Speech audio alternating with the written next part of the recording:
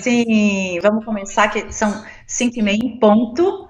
E Agora estou te aí? ouvindo. Muito bom, muito Olá a bom. todos, sejam super bem-vindos aqui na nossa segunda live e todos aqueles que são apaixonados pelo futuro.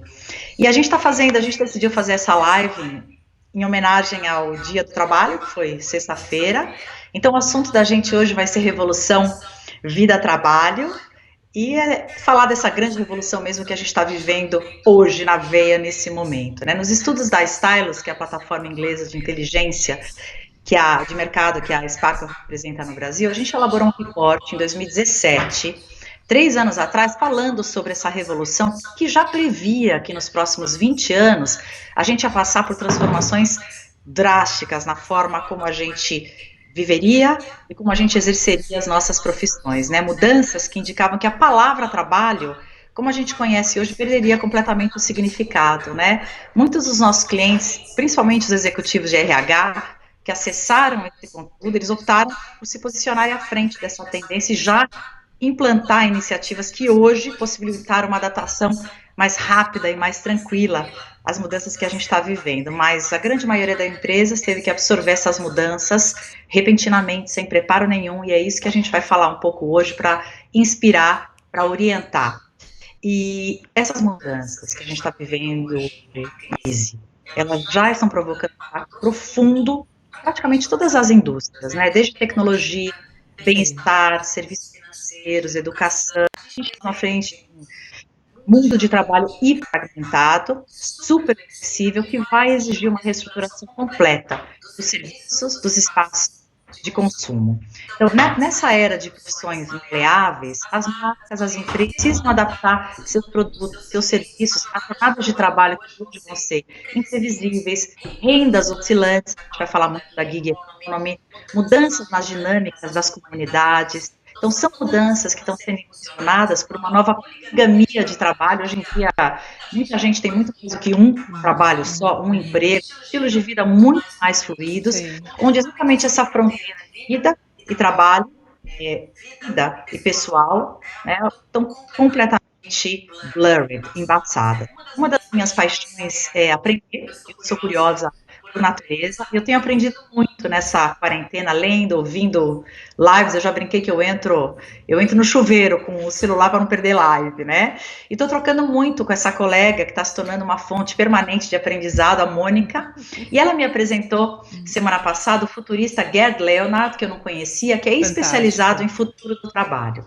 A gente vai deixar depois disponível para vocês o vídeo, mas eu queria começar a nossa live e produzir próximos 2 minutos em texto, um vídeo que ele fez há, acho que há alguns meses, mas antes da crise, mas que resume super a conversa que a gente vai ter hoje.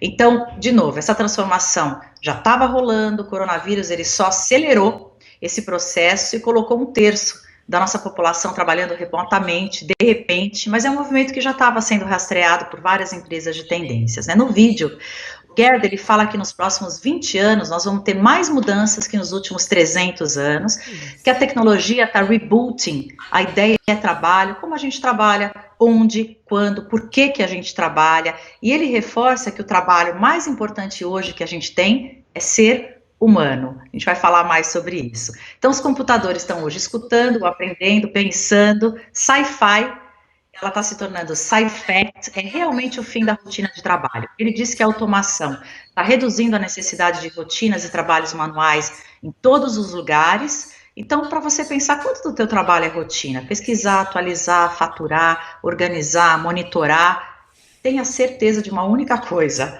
tudo que puder ser digitalizado, ser automatizado, ser virtualizado, será. Ponto. Isso é tão certo, ele diz, quanto as músicas que estão na nuvem, carros que estão se autodirigindo, dinheiro que está se digitalizando. Em breve, as máquinas vão fazer também, já estão fazendo o trabalho cognitivo. Então, ele diz que nos próximos 15 anos, todas as limitações das tecnologias vão ser extintas, porque a gente pode imaginar a capacidade ilimitada de processamento, acesso global a dados em tempo real, máquinas que se movem como humanos, saltos quânticos, tecnologia de bateria e, como consequência, processos cada vez mais velozes de inteligência artificial e deep learning. Então, claramente, competir com essas máquinas poderosas não traz futuro para você. Ou seja, você trabalhar e aprender como um robô não faz absolutamente nenhum sentido mais. É, com certeza, uma receita para desemprego. Mas não é motivo para você se desanimar. Não é o fim dos nossos trabalhos, dos nossos empregos, dos nossos propósitos. É uma nova era onde o trabalho exclusivamente humano, ele está só começando. Vou continuar aqui terminando o texto dele.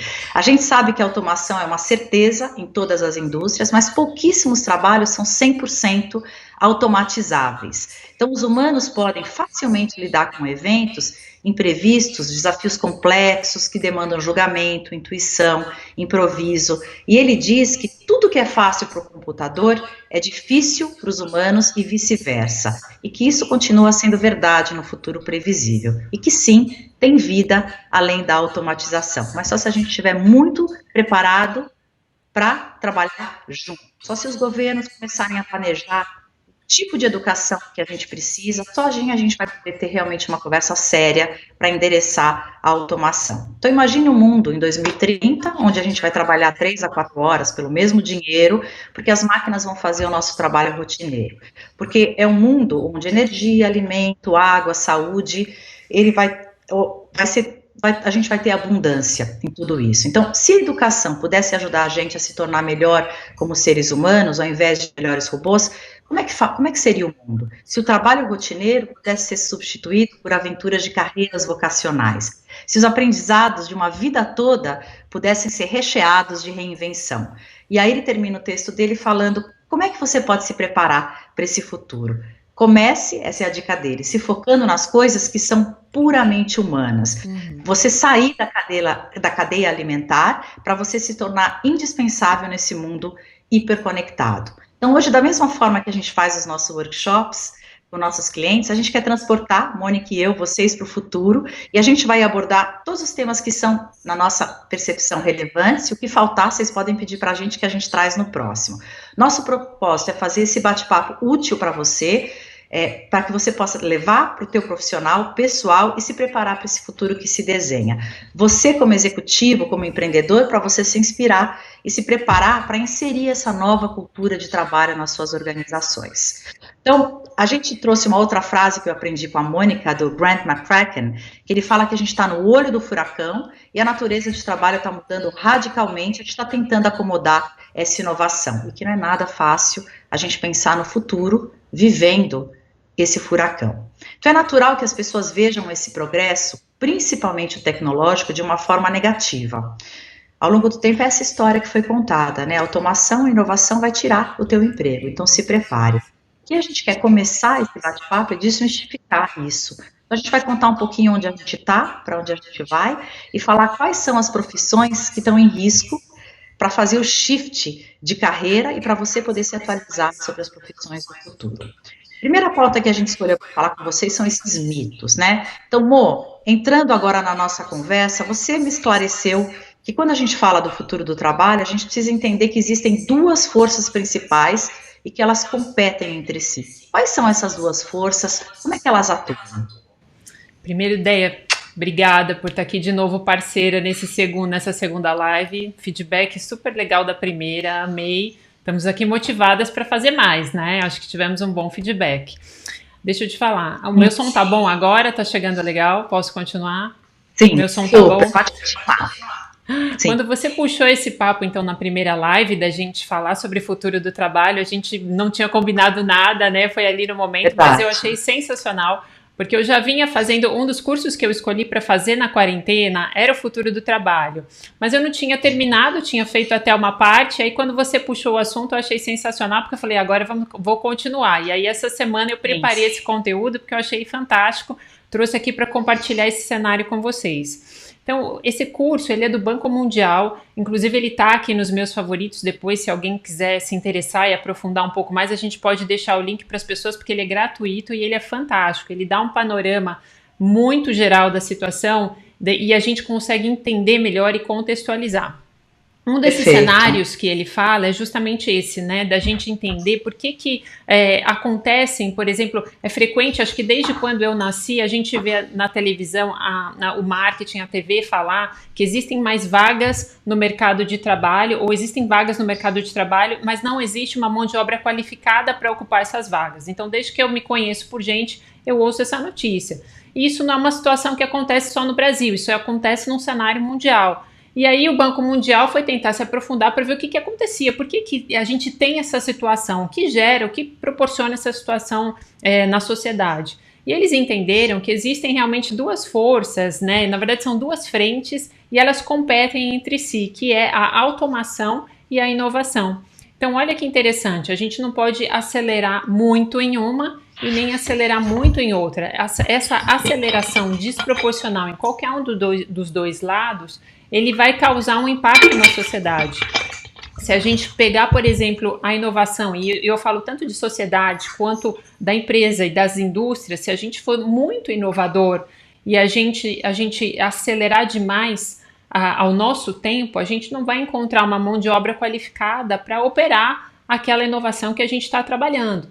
Por outro lado, se a gente também for muito acelerado na automação e a gente começar a substituir as nossas mãos de obras dentro das indústrias e das empresas por robôs, a gente também vai causar um impacto social e desequilibrar isso, porque vai gerar um desemprego. Então é muito interessante essa análise, porque o equilíbrio das duas seria o ideal. Tem um dado muito interessante do World Economic Forum que fala justamente nisso, que para cada emprego que eu tiro da indústria com automação, a inovação, por outro lado, ela cria 3 novas vagas de emprego. Então, olha que interessante a gente pensar e ter esse mindset, principalmente como empreendedor, da gente achar que assim, a automação ela faz parte, ela tem que acontecer porque é a evolução. E muitas vezes a automação ela é necessária. Quando você pega, por exemplo, o setor automobilístico, muitas vezes aquela linha de montagem onde tem a parte de pintura de veículos, que existe um produto tóxico ali que prejudica a saúde das pessoas, a automação ela é necessária até para ajudar na saúde, preservar a saúde das pessoas. Então ela não tem que, eu acho que é isso que você falou, a gente tirar um pouco esse mito de que a automação é ruim. A automação ela não é ruim, ela é boa. Ela vem justamente para substituir esse trabalho tedioso e monótono, né? E ela deixa a inovação criar os novos empregos. Então, o importante é sempre isso, a gente trabalhar a automação, mas também trabalhar à frente de inovação. Ser inovador é bom porque inovação, ela gera novas demandas de emprego. Então, eu acho que essa referência do Banco Mundial e do World Economic Forum, ela é perfeita para explicar essa situação que a gente vive. Por outro lado, a gente tem sempre o problema da formação. Não dá para a gente falar de futuro do trabalho sem a gente falar da educação para o futuro, porque as coisas elas andam de mãos dadas. Então aí a gente tem um outro gap e aí um outro contexto que a gente vai conversar um pouco aqui agora, que é para falar sobre essa educação, porque como as universidades se preparam ou preparam esses profissionais do futuro, esses skills do futuro, como é que a gente consegue fechar essa conta, né? Eu acho que esse é o próximo passo. E essa é a nossa pauta 2, porque essa é uma pauta que eu sou apaixonada, acho que a Mônica também é. E vamos mergulhar um pouquinho nesse tema, amor. Você acabou de falar, né? À medida que a automação aumenta e ela permeia praticamente todas as indústrias, a gente tem uma necessidade de continuar aprendendo mesmo depois da faculdade, né? Isso passa a ser um fator crítico para os trabalhadores do futuro. Tem um pouquinho do long life learning, que é um movimento fortíssimo, ainda mais hoje, a gente aqui nas nossas quarentenas, mas interessante pensar, antigamente, como é que era a trajetória para a gente se tornar um adulto, né? A gente estudava, a gente trabalhava, né? Casava, se aposentava. Essa noção dessa trajetória linear não faz nenhum sentido mais, né? Os trabalhadores do futuro, eles passaram por essas etapas, vão passar por essas etapas de forma cíclica a vida inteira. Então a gente está entrando num mundo onde, depois que a gente sai da escola, as crianças vão fazer treinamentos curtos, poucos meses, antes de começar, crianças, os jovens, né? Antes de começar suas carreiras. Eu tenho alguns exemplos aqui que a Stylus trouxe no reporte. Bootcamp de coding, Galvanize, que já está fazendo desse conceito uma realidade. Em média, os cursos deles de coding demoram pouco menos de 11 semanas e a taxa de colocação no mercado é de 98%. Então, ao invés de investir milhares de dólares numa educação universitária, tradicional, a próxima geração vai se dedicar ao que a gente chama de microdiplomas, que sejam relevantes naquele momento de vida deles. Outra empresa, por exemplo, que oferece isso, Udacity, que leva mais ou menos 6 meses para completar, né? Na próxima década, o maior desenvolvimento do ensino superior vai ser o MVP da faculdade, Produto Mínimo Viável, quer dizer, a menor unidade de aprendizado que atende à necessidade de todos os alunos, né? Sim. A gente estava conversando já sobre isso, de acordo com o World Economic Forum, em 2020, ele já apontava que a gente vai ter teria três grandes habilidades mais importantes, que são os soft skills, né? A solução de problemas complexos, a análise crítica e a criatividade. Então, o trabalhador do futuro, ele vai ser valorizado exatamente como a gente começou falando, pelos atributos que diferenciam das máquinas. Nesse cenário, você acha que as universidades, elas vão continuar sendo as únicas formadoras profissionais, Mo? Olha, cenário assim super desafiador quando a gente fala do futuro da educação para o futuro. Vou tentar dar um panorama geral com um pouco que eu pesquisei e vou trazer aqui para as pessoas, porque eu acho que é legal a gente ter essa visão dos números, como é que eles estão hoje, né? E aí, dados da Brascom, que é a Associação Brasileira de Tecnologia e Telecomunicações. Eles fizeram uma pesquisa muito interessante no ano passado. Eles fizeram uma pesquisa de 2019 até 2024, uma pesquisa de 5 anos, e em que eles disseram o seguinte, assim, por ano, 70 mil novas vagas de trabalho são colocadas para essas áreas. Dessas 70 mil novas vagas, eles só conseguem preencher 46 mil. E aí por quê? Porque, na verdade, eles conseguem preencher 46 mil e 24 mil vagas, eles não conseguem porque não tem mão de obra. Não é o que a universidade entrega, ou seja, não tem jovens saindo do ensino médio suficiente para ocupar todas essas vagas. Quando a gente cruza essa informação do número de vagas disponíveis no mercado com os dados da OCDE, que é a Organização de Desenvolvimento Educacional, ela diz o seguinte, olha o cenário educacional do Brasil. Assim, dos jovens todos do ensino médio hoje, quando você pega o último ano, 20% só escolhem ir para a universidade. Os outros 10% escolhem fazer algum curso técnico, mas a grande maioria, 70%, não tem nenhum planejamento educacional. Isso, por si só, já é um quadro muito desafiador e preocupante. Qualquer governo com um dado desse na mão teria que tomar alguma ação só de saber dessa informação. E aí, quando a gente vai se aprofundar um pouco mais nesses 20% que vão para a universidade, nós estamos falando que somente 17%, ou seja, menos de 20%, escolhem ir para essas áreas técnicas, que são tecnologia, matemática, engenharia. E aí a gente tem um problema gigantesco, porque hoje as universidades, elas são muito verticais ainda nas áreas, né? Então, assim, eu sou de exatas, eu sou de humanas, eu tenho uma grade de biológicas, e a gente está vendo que, na verdade, os skills do futuro, eles são um mix entre as áreas humanas e biológicas, ou seja, eu não posso mais sair com o skill A ou skill B, ou só o lado direito do cérebro ser exercitado e não o lado esquerdo. A gente está vendo que os skills do futuro, eles vão andar de mãos dadas, o lado direito e o lado esquerdo do cérebro. A gente precisa exercitar os dois. Mas só que as universidades ainda estão realmente no modelo do século passado. Você mesmo falou que nos cursos de curta duração, e assim, hoje não dá para falar que a gente oferece uma atualização em cursos de 4, 5 anos. Ninguém sai atualizado de um curso de 4, 5 anos, porque eu e você, a gente não sabe o que a gente vai estudar no ano que vem. Então, quem dirá um adolescente, né, que está ali na universidade. Então, assim, não é bom para a universidade e não é bom para o jovem que está entrando. Não funciona para ninguém.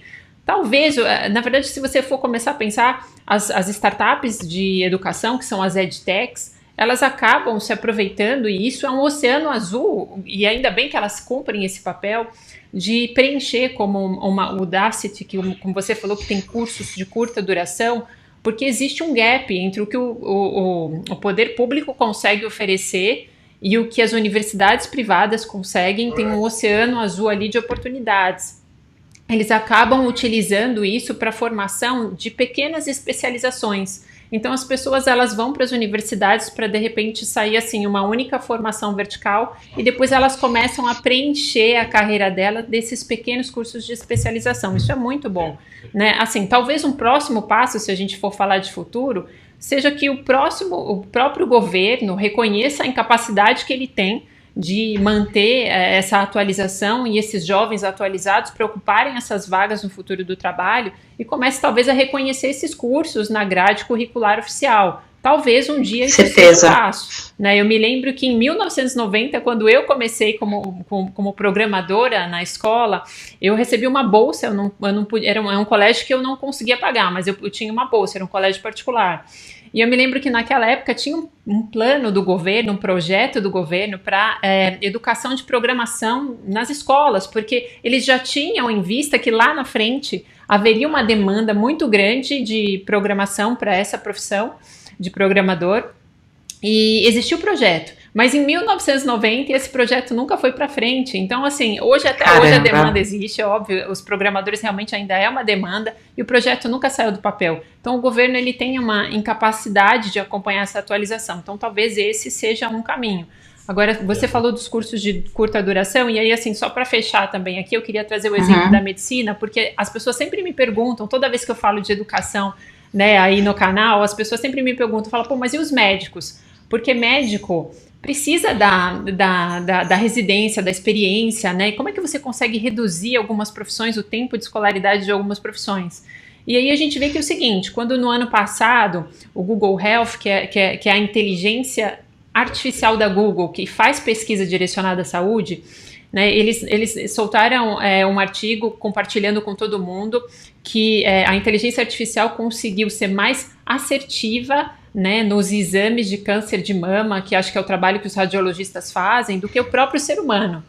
Quando a gente vê que hoje existem cursos de radiologia, eu fui até pesquisar na época, eram cursos de 3 anos de formação, 1.600 horas. Então, assim, você demanda um tempo gigantesco da sua vida para uma coisa que a inteligência artificial já tem uma acurácia melhor do que a humana, então não faz sentido, né? Então eu vejo que talvez na medicina mesmo a gente consiga reduzir esse tempo, mas porque a gente vai ter toda a parte teórica talvez, ou essa parte toda de análise, onde a inteligência artificial ela é melhor do que a humana, a gente consiga reduzir esse tempo, né, de estudo e não tenha talvez essa duração de 6, 7, 8 anos para um curso de medicina, e para as outras áreas também. Eu acho que é um cenário possível.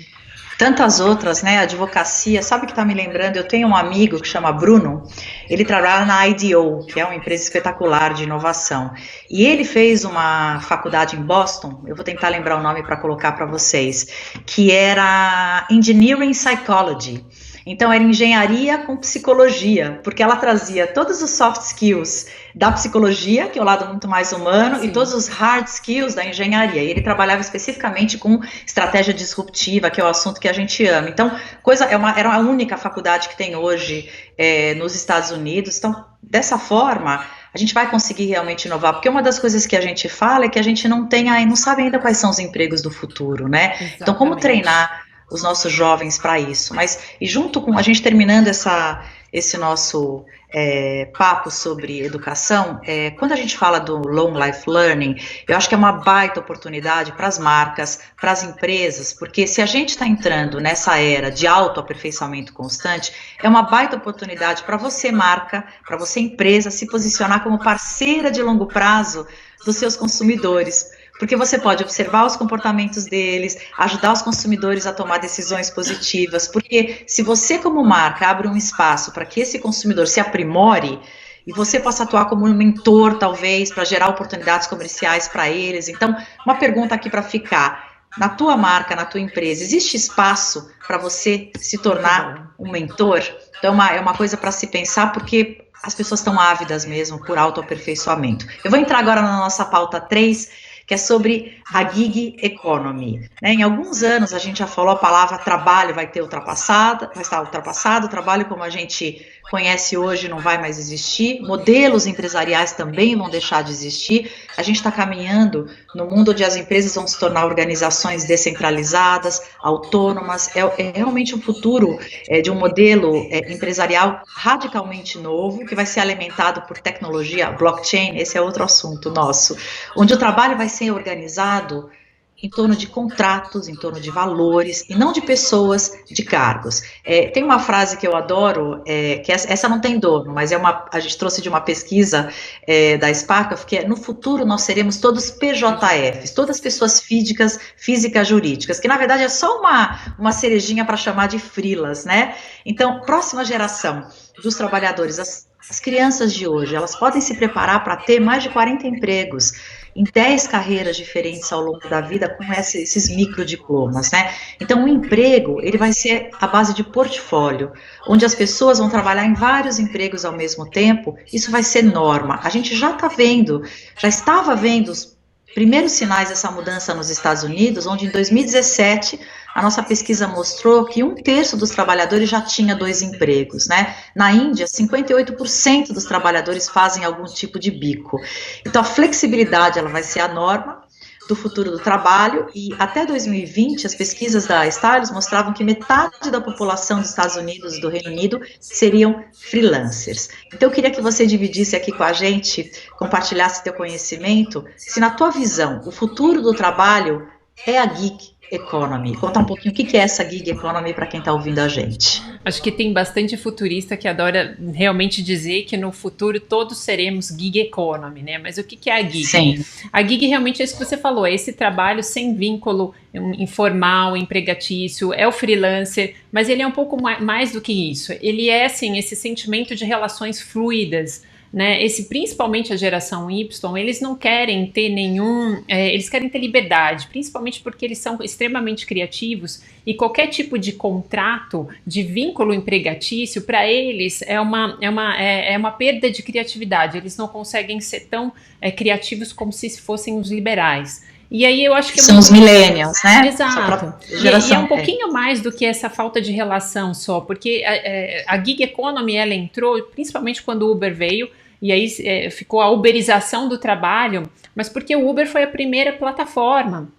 E aí o que aconteceu foi o seguinte, a gente tem várias plataformas agora sendo criadas, e essas pessoas, esses profissionais liberais que estão totalmente sem vínculo empregatício, eles estão conectados nessas plataformas. Eu acho que agora, mais do que nunca, na pandemia, a gente está vendo a gig economy bombar, porque a gente está vendo não mais só o Uber, mas a gente está vendo a telemedicina, todos os profissionais estão conectados na telemedicina, nas plataformas, a gente está vendo os profissionais da área de saúde, os personal trainers nas plataformas de atividade física, a gente está vendo assim, os contadores deixaram de sair dos seus próprios escritórios, fecharam seus escritórios para conectar em plataformas de gerenciais contábeis. Então tem plataforma de tudo que a gente pode imaginar, de ensino, para todo tipo de profissão hoje, as pessoas autônomas estão conectadas na plataforma.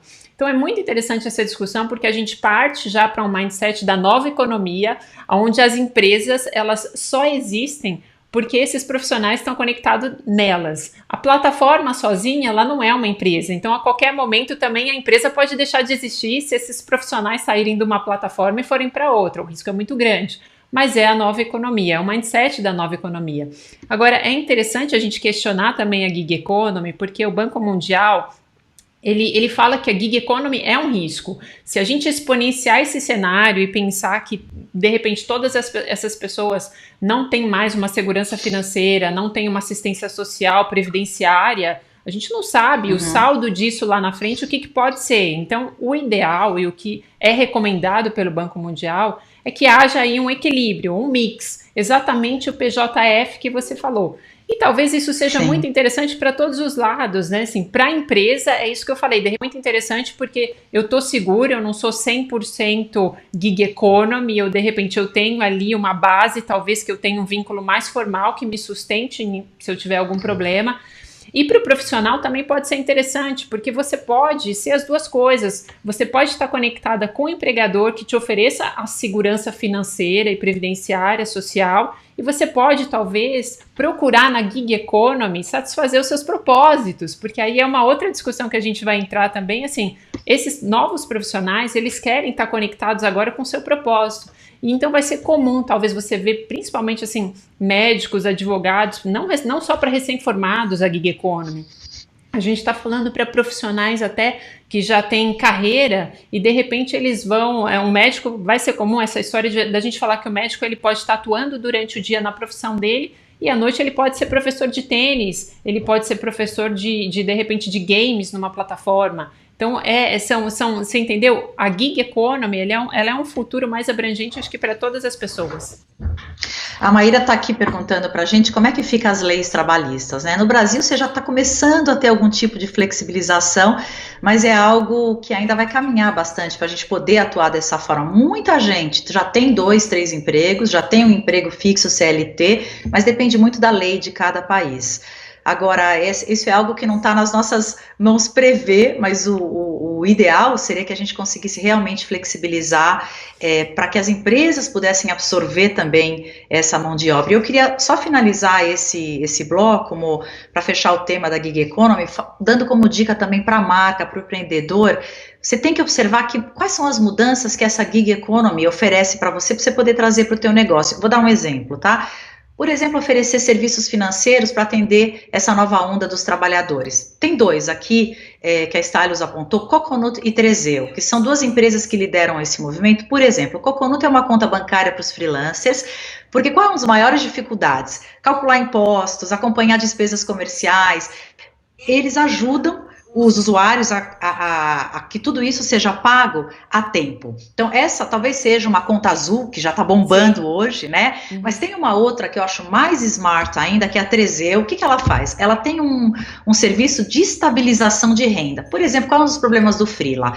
Um mês eu ganho 10, outro mês eu ganho nada. Então, ela adapta, ela consegue calcular para você e te orientar quanto que você pode tirar por mês, já prevendo o teu ganho com relação a tudo que você produziu até hoje. Então, tem várias ferramentas que você como marca já pode ficar de olho para oferecer e novas oportunidades mesmo de mercado, porque é isso, novos comportamentos trazem novas oportunidades e manter o teu radar para identificar e se antecipar, trazer soluções inovadoras é o que vai te permitir sobreviver, porque precisa lembrar, né, que o mundo não é dos grandes, mas ele é daqueles que se adaptam mais rapidamente às mudanças. Perfeito. Eu tenho uma amiga que é a Cris Axé, que ela fala sempre, ela ama a lei de Darwin na veia que a gente está vivenciando, né?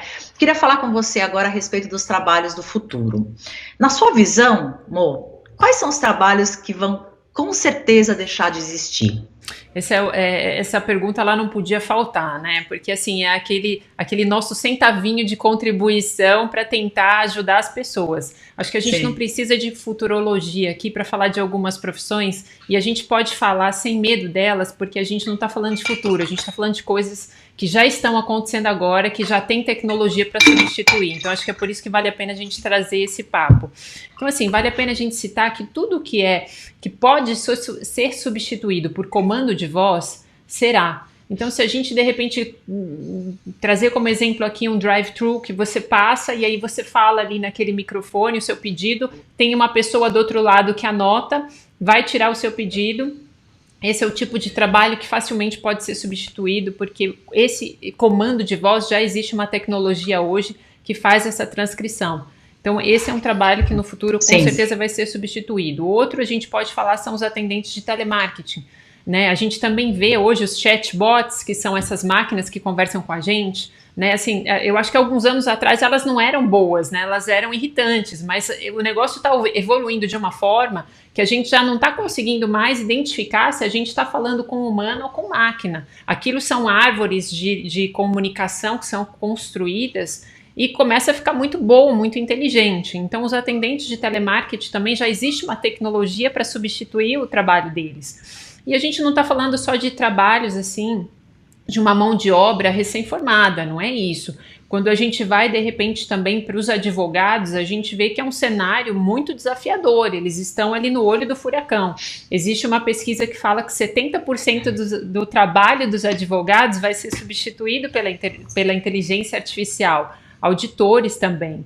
Então, assim, não é também para a gente pegar e ficar assustado e falar, não, então não quero mais estudar para ser advogado, não é isso. Eu acho que a gente tem que levar pelo lado positivo e pensar que esses 30% talvez que que você deve focar é a parte mais interessante. Então, os 70% de repente é aquele trabalho boring, tedioso, que é muito repetição, que não requer muita capacidade crítica e analítica. O ideal seria você pegar esses 30% e investir nele, porque ele sim é onde você vai colocar o melhor de si e o melhor da sua inteligência. Acho que é olhar por outro lado, né? Trabalhar com as máquinas, mas não tentar competir com elas, porque a gente não consegue, mas a gente ser muito bom naquilo que a gente é melhor, né, e focar naquilo que a gente é melhor do que elas. Que é bem o que a gente começou falando. Eu tenho uma amiga aqui que tem uma filha que é arquiteta, ela está preocupada com o futuro da filha, amor. Eu não sei dizer, me parece que a arquitetura é um dos que você mais precisa do ser humano, que é a criatividade. O que você acha com relação à arquitetura? Acho que a engenharia está mais em risco, talvez. Eu acho que a arquitetura, na verdade, assim, tem muitas tecnologias que vão ajudar a complementar o trabalho do arquiteto. Então, o trabalho do arquiteto é ser criativo, mas aí se de repente você tem dois arquitetos, um que está usando uma tecnologia de VR que você consegue colocar e já visualizar o ambiente, e o outro não está usando a tecnologia, talvez você faça uma escolha por aquele que está usando a tecnologia. Então, no caso de algumas profissões que são criativas, é sempre prestar atenção nas tecnologias que estão disponíveis para você aplicar no seu trabalho, porque isso são experiências que você consegue oferecer para o seu cliente, trazer e ter um diferencial. Você ouviu, Paula? Para você indicar para a Isa. Bom, eu quero entrar agora com você no nosso bloquinho, no nosso quinto bloco, e que tem a ver com como as pessoas se preparam, né, para esses empregos do futuro, para manter os seus, né, que são os skills, as habilidades do futuro. A gente já começou falando, mas eu vou reforçar, que no World Economic Forum foi colocado que 3 principais habilidades são as mais importantes para o trabalho do futuro. Primeira, solução de problemas complexos. Segundo, análise crítica. E terceira, criatividade. Então, a pergunta aqui para a gente discutir, quais são os trabalhos e habilidades do futuro que as pessoas precisam ter e como as empresas podem se preparar para abraçar essa transformação, Mo? Acho que vamos começar pelas empresas, né? E aqui eu vou fazer uma parte da indústria, porque é a minha escola, né? Eu venho da indústria. Você sabe que a gente que trabalha na indústria, a gente tem muito orgulho de trabalhar na indústria e muita responsabilidade, porque para cada emprego que você gera na indústria, você gera em média mais 8 na cadeia. Então é uma responsabilidade imensa. Quando a gente fala aqui um pouco mais desses skills do futuro, a minha preocupação maior é um pouco mais com a indústria, porque ela causa um impacto muito grande na sociedade. E aí, assim, eu acho que tanto para as pequenas, médias, grandes empresas, essa teoria da sociedade que eu citei no início, eu acho que se aplica. E eu acho que o empreendedor da indústria tem que ficar de olho nessas duas forças, né, da inovação e da automação. Eu acho que, assim, é um mindset do século passado, a gente achar que a gente vai pegar as nossas indústrias e a gente vai usar tudo que tem disponível de tecnologia para fazer a automação e substituir por mão de obra e ser enxuto, né? Isso não existe. O que a gente precisa é crescer. Esses dados do Banco Mundial, que os países mais avançados em tecnologia são os que investiram em inovação, e as empresas desses países, elas cresceram em número de postos de trabalho, mesmo fazendo o processo de automação. Então, esse é o mito que a gente tem que tirar. Vamos pensar que dá para crescer inovando, ser grande, você começa a abrir novos postos de trabalho dentro da sua empresa e ainda assim fazer a automação. Então dá para fazer as duas coisas, é só a gente não acelerar demais em uma e nem na outra, a gente realmente tentar manter esse equilíbrio. Acho que essa é a dica principal para as empresas, principalmente para as indústrias. E aí quando a gente fala das pessoas, a gente vai para esse relatório do World Economic Forum, que eu acho que é sensacional. Eles têm inclusive uma plataforma que se chama Reskilling the Future, onde eles dão dicas e mais dicas para essas 3 capacidades que eles chamam que são as capacidades do profissional dos próximos 20 anos. Esse relatório a gente pode colocar o link depois, né? Daí ele é sensacional, dá para todas as pessoas devorarem, tem para todos os tipos de profissão. E aí é isso, pensamento crítico, a capacidade de resolver problemas complexos e a criatividade. E aí quando a gente olha para essas 3 competências principais do profissional do futuro, não tem como a gente não perceber que não tem nada de tecnologia. A gente está falando estritamente da capacidade de pensar, capacidade de pensamento. Então é aquilo que eu falei, exatamente de andar de mãos dadas o lado direito e o lado esquerdo do cérebro. A gente precisa ter as capacidades emocionais e as analíticas também, porque as tarefas, elas vão ser humanizadas. Só que a gente tem que pensar o seguinte, são tarefas humanizadas que a gente executa dentro de plataformas de tecnologia. Então, por isso que esses skills, eles têm que realmente andar junto. E aí, assim, só para fechar, repito aquilo que eu falei, assim, a gente não tem que competir com a máquina, porque toda vez que a gente for competir com os computadores, a gente nunca vai conseguir ser melhor do que eles. Eles têm uma capacidade de memória melhor do que a nossa, uma capacidade de cálculo melhor do que a nossa, uma capacidade de pesquisa melhor do que a gente. Só que as capacidades e os skills emocionais, os soft skills, nisso é que nós somos bons. Então, nós temos que focar nestes skills para o futuro. Duas coisas que eu queria falar que a Arlete está contando, que a psiquiatria, a psicologia, são os trabalhos do futuro, e eu estava pensando nisso, porque a gente é essencialmente humano, né, e talvez um dos poucos trabalhos que não mudaram, na verdade só o psicanalista começou a atender da sua casa, mas o processo não mudou, né, e está sendo mais necessário do que nunca para nossas saúdes mentais nessas quarentenas, aqueles que podem. Então é um trabalho que vai ser cada vez mais necessário mesmo, psicologia e cuidar da saúde mental. Eu queria colocar um outro assunto que não vai dar tempo da gente trazer, a Mo e eu, mas a gente quer muito falar sobre isso, que são os super-humanos, e tem nessa batalha que a gente está, para a gente poder se superar e competir com máquina, tem muitas tecnologias ou muitos humanos que estão hoje achando forma de dar um boost no cérebro, consumindo nootrópicos, usando gadgets para você poder acelerar tua performance. Então a gente vai falar disso numa próxima live. São os biohackers. Porque eu propus... é conteúdo para uma live. Porque eu queria trazer para essa, a Mônica falou, não, esse é o meu tema predileto, a gente vai falar numa próxima, então já fica aqui anotado. Eu queria ir para a nossa, eu acho que essa aqui é a nossa última, que é algo que veio para ficar, né, que é o work from home, que é o trabalhar de casa. Então, assim, os modos de trabalhos ágeis, eles já estavam transformando completamente a cultura do trabalho moderno e formalizando essa estrutura de fluxo livre, sem contar com a gig economy, que já estava bombando e fazendo a gente trabalhar cada vez mais de casa, ou dos coworkings, né? Então, é uma consequência direta da economia gig, além do desejo da gente de passar mais tempo longe dos ambientes de trabalho mais tradicionais. E graças a essa comunicação instantânea, e todas as ferramentas que a gente já falou aqui de colaboração em nuvem, é uma abordagem que já estava se tornando cada vez mais acessível, né? Tem uma pesquisa da Gallup de 2017 que ela trazia que a força de trabalho móvel deveria aumentar para até 1,87 bilhões até 2022, isso certamente vai acelerar, que representaria 42% da nossa força de trabalho global. Coronavírus interrompeu radicalmente, atropelou a nossa vida profissional. Os funcionários em todo o mundo estão sendo solicitados a trabalhar de casa, que é esse work from home, para facilitar toda a gestão. Queria que você contasse aqui, dividisse com a gente, como que você enxerga esse movimento do home office? Você acha que é algo que veio para ficar? E também, como é que as empresas podem melhorar, apoiar os seus colaboradores para melhorar a produtividade da equipe? E talvez isso é uma outra, mas que a gente pode falar depois, como é que a gente mantém a cultura à distância, né? Pois é, eu acho que a gente até falou bastante na semana passada de trabalho remoto, mas eu vou trazer um enfoque aqui, algumas coisas diferentes hoje, porque eu acho que a gente falou como transformação digital, que foi um contexto, um legado que a gente está vendo que a gente ganhou agora. Assim, é importante a gente saber que tudo isso que está acontecendo é uma experimentação nova. Então, a gente está há 2 meses experimentando o trabalho remoto, tanto empregado quanto empregador, e a gente está testando e provavelmente a gente vai tirar o melhor disso.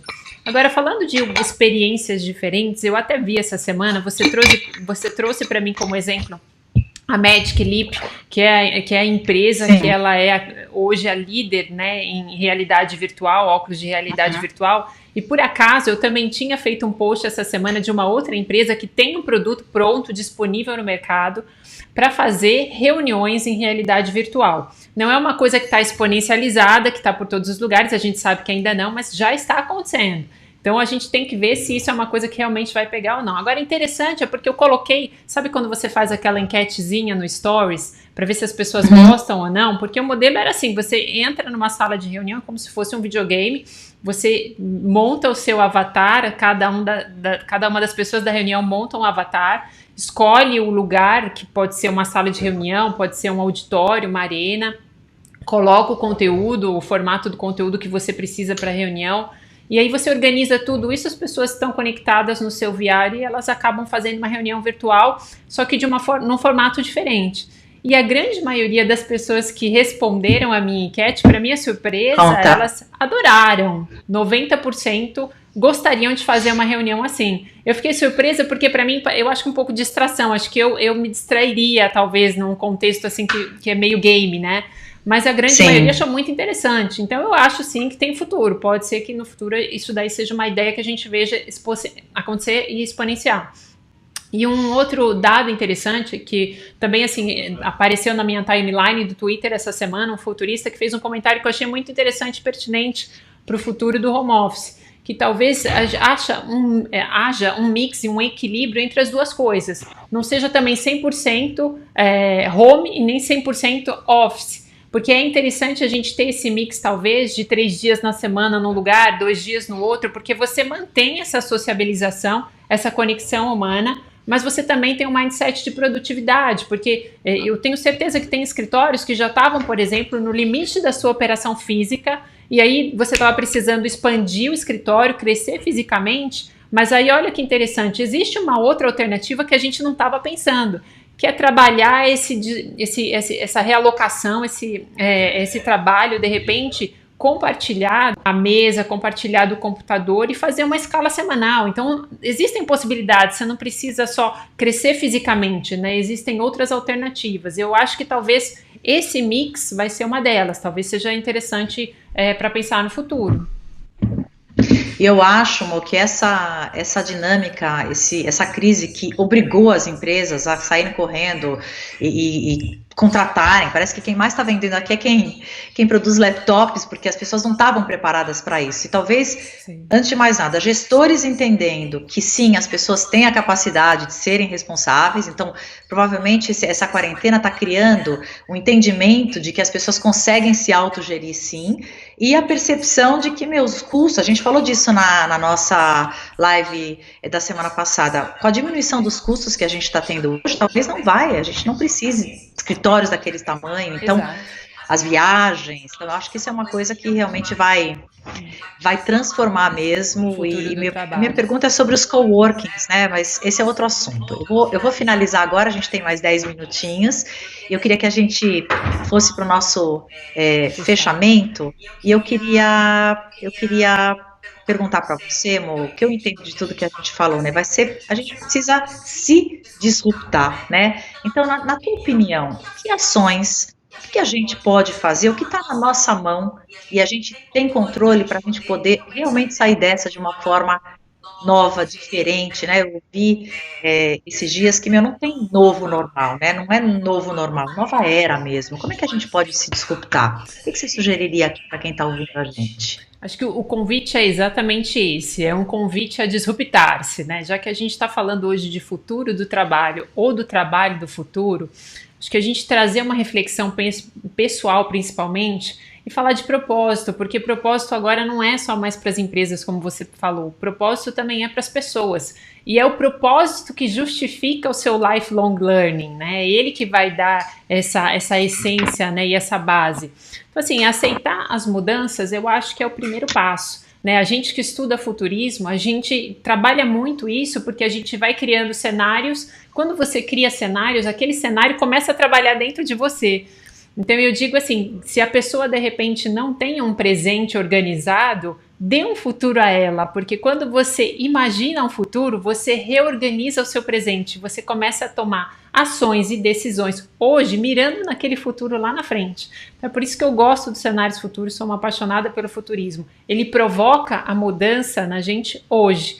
E aí, falando das habilidades profissionais e levando essa provocação para vocês, eu acho que é assim, Vamos refletir se realmente o que a gente faz e as habilidades que a gente tem, porque muitas vezes isso pode se confundir um pouco. Às vezes você tem uma habilidade tremenda e você é reconhecida pela sua habilidade no seu trabalho, de forma que essa habilidade ela meio que se confunde com a sua identidade, mas ela pode não ser. De repente você é muito habilidoso naquilo, mas aquilo não necessariamente é o seu propósito. Então, assim, fica esse convite para análise. Isso é disruptar-se, né? Se você realmente está fazendo aquilo que você tem identidade e é o seu propósito, se você se identifica com isso, show. Se não, a gig economy está aí para você se disruptar. Então, é um convite para a gente fazer essa reflexão. Bom, eu aprendi esses dias que se vocês, que é legal vocês apertarem o coraçãozinho pro Instagram, ver que vocês estão curtindo a live, tá? Pra gente ter mais e mais audiência. Eu queria encerrar, então, a gente tem mais uns 5, 6 minutinhos, mas para reforçar a mensagem da Mônica, resumir os principais pontos, como a gente pode se preparar para o futuro, eu queria voltar aos aprendizados do Gerd Leonhard. Eu queria colocar, quando a gente fizer o resumo, porque a gente está subindo, criando o canal YouTube, nós estamos aprendendo junto aqui com o Renato, que é o marido da Mônica, um super fotógrafo que está ajudando a gente a compor. Vocês lembram? Feito melhor que perfeito? Essa é a nossa onda. Então, assim, resumindo, e segundo as palavras do Gerd Leonhard, você pode começar se focando nas coisas que são puramente humanas. Então, lembra que eu comecei falando, você sair da cadeia alimentar para você se tornar indispensável nesse mundo hiperconectado.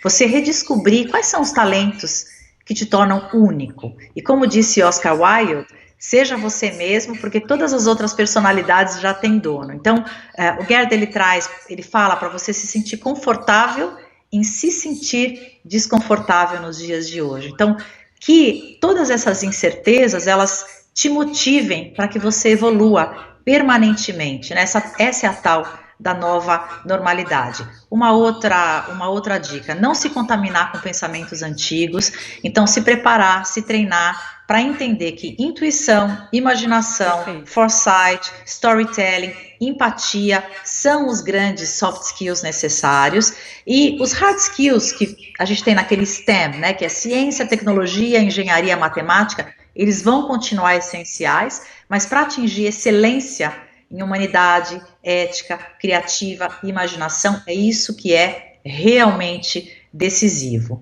Aí ele termina falando que quanto mais a gente digitalizar o mundo, mais humanos a gente pode e a gente deve ser. E para a gente não se esquecer, agilidade, adaptabilidade, criatividade são as novas necessidades de resiliência no local de trabalho, em meio a esse choque do Covid-19 e essa volatilidade do mercado. Então, a gente está encerrando nosso bate-papo. Você vai lançar o desafio já da próxima? Porque a gente parece que você já anuncia agora qual é a próxima. É surpresa para mim. Olha, você sabe que eu queria falar, eu tive um insight essa semana, porque uma das minhas perguntas comigo mesmo é por que todos os filmes de ficção científica, eles sempre apontam para a distopia, né? Para o mundo do jeito que a gente não quer que seja, né? E eu pensei que isso pode ser uma ferramenta das pessoas preocupadas com o futuro, de mostrar uma coisa tão ruim que é para a gente brecar isso e se preparar para fazer um futuro melhor. Eu não sei se é isso, Mo, mas assim, eu queria, tá aqui a Cris, que assim, a gente vai deixar gravado, vamos mandar um resuminho,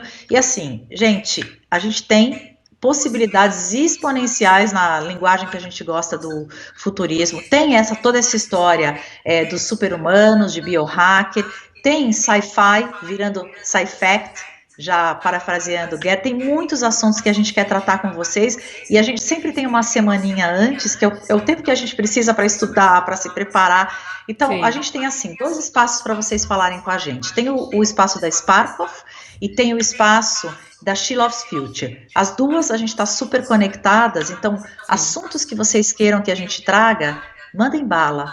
Digam pra gente que assuntos que vocês estão curiosos. A gente ainda não pensou, né, amor? Tem esse que você curte, que é o Super-Humanos, eu acho que pode ser bacana. Pode ser bacana. Tem algum outro assim que você pensa? A Cris está falando aqui que a gente está on demand, exatamente. Hoje tem que ser on demand, né? Com tantas escolhas. Eu acho que assim, eu gosto muito desses Superwomans, né? Porque dá pra gente falar de longevidade, de CRISP, essa genética, que na verdade não é o assunto que eu mais gosto, mas é o que eu acho mais assustador. Quando eu penso de tecnologia, se tem uma coisa que me assusta, é essa parte de biogenética, né? Então eu gosto de me aprofundar e saber que é muito mais uma questão de sobrevivência, eu acho. Olha lá, estão falando aqui, a Cris está falando, deixa eles pedirem. Então, pessoal, vocês peçam, a gente vai obedecer, porque a gente está aqui a gente está um pouco com fomo, né, com uma vontade de aprender. Eu me coloco como long life learner e eterna aprendiz, acho que a Mônica, eu estou aprendendo um monte com você, Mônica, então eu queria te agradecer. Agradecer todo mundo que acompanhou a gente, e a gente volta semana que vem. Segunda-feira que vem para nossa live 3 e vamos que vamos. Obrigada a todas gente, vocês. Obrigada. Beijo. Obrigada pela audiência. Obrigada pela audiência. Tchau. Tchau, Deia. Tchau.